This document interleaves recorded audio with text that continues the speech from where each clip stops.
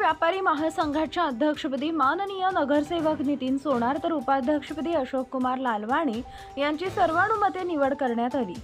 Corona काळात शहरातील 3 व्यापाऱ्यांनी ज्यात अशोक कुमार लालवाणी अमृत कलेक्शनचे संचालक केशवण्णा क्षत्रिय व बजरंग जनरलचे विलास वाणी यांनी शहरातील व्यापाऱ्यांना सोबत घेऊन पारोळा व्यापारी महासंघाची स्थापना केली होती।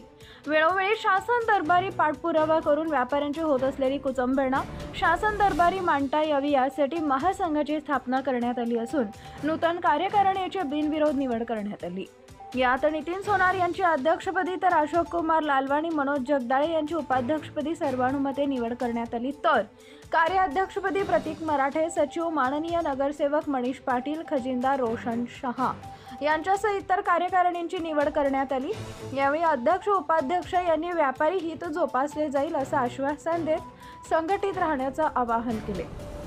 या प्रसंगी या संघटनेचे वरिष्ठ सल्लागार विलास वाणी, मनोहर हिंदुजा, माननीय अध्यक्ष केशवण्णा क्षत्रिय, संजय कासार, दिनेश गुजराती, अरुण वाणी, आकाश महाजन, सुनील भालेराव, मिलिंद विस्पुते यांच्यासह शहरातील व्यापारी बांधव उपस्थित होते। नूतन कार्यकारिणीचे राजकीय सामाजिक संघटनांच्या वतीने अभिनंदन होत असून साप्ताहिक पारोळा भूषण तर्फे अभिनंदन। Subscribe now and press the bell icon. Never miss an update.